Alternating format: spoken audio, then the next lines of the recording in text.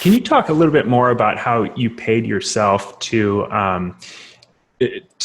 manage these properties? I've talked a lot about this on my channel. I created a cheat sheet with like ideas for people that ways you can make active money today while also building your rental business. So like a business inside a business almost. Yeah. And it sounds like you did that early on as a way to leave your job. And I think a lot of people want to like build a portfolio to leave their job, but they don't realize you still need the active money while you're building the portfolio. So how did you structure that?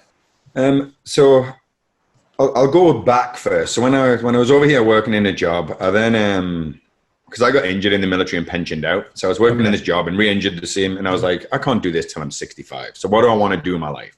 And that was my first life reflective moment, other than my dad passing away at a young age. That was my first real, test for myself. So I started a leadership and management training company, which is actually my first company. That's the one on the wall, West Coast Slam, with my cousin. Cool. And the business model we looked at was, hey, if we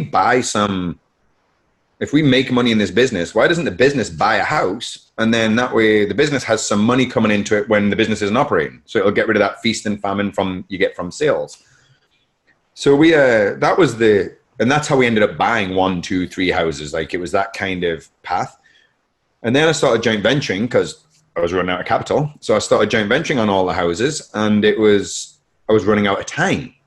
Yeah. And I'm like, well, look, I'm doing my company here. Then I'm going on these joint venture houses because I said I would manage them, and I'm giving up all my time and I've got no money. Sure, I've got wealth, but you cannot spend equity. You cannot spend, you've created this wealth, but unless you sell it or capitalize on that wealth, you've got no money and you're broke. And now real estate becomes a pain in the ass.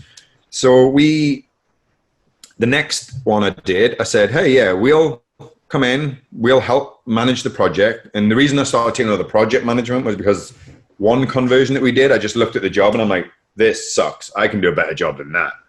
And I do have some skills. Like I'm an electrical engineer by trade. Like I have skills. So I'm not saying just jump in and start wiring a house.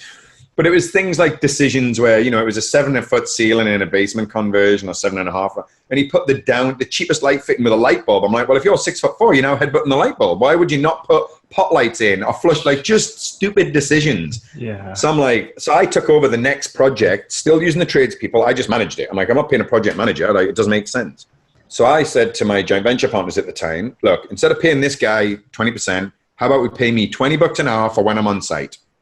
And it's going to save you, because of my skill set, instead of paying $80 for this electrician, you're now paying me $20. And I can do just the same job. We still got to get it inspected. Like you can't bypass any of that stuff.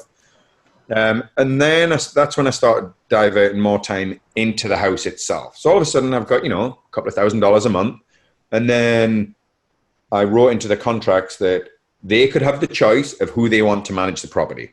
So the joint venture comes in, so they can go and hire a property manager who gets paid when someone's in the house. Or they could choose to have our company manage it, where we get paid when someone's in the house, but we also have to shell out if the house gets wrecked, because it's the way the joint venture is structured. So I'm like, who do you want to manage it? So it was always their choice, and everyone was like, you without a doubt. And then I started to get a good reputation for property management and being, because I'm fair, and I know the rules and I follow them. And so that started to grow as well on the side. So all of a sudden we now had 50 plus doors that we were managing, as well as doing on the job. But what would happen was these 50 doors were now taking my time away from actually getting the job finished. So my job, instead of 3 months, was now taking 5 months on the project, because I'm like, I've got to go deal with something. So that start. So then we started hiring staff. I partnered with my stepdaughter, Carissa. She came in and she started doing work on site so I could go off and just deal with stuff. And then we slowly grew to where we relaunched Rev N You again as the company that we're in now, but we still have rental house profits that actually owns the properties, that does that job. But if you can create an income, and it doesn't have to be much, now it's worthwhile. Even if and I tell people, if you're only buying one rental house and it's your own rental house, like you got your basement suite, here's a great example of what goes on today. Take that $1,000 rent, take 10% of that $1,000, even if and put it in a separate bank account. Just put it in an account. And I know people say, pay yourself first, but take that $100 now. 2 reasons. One, if something happens to you where you can't deal with it, you're already allocating for that money. It's already in an account.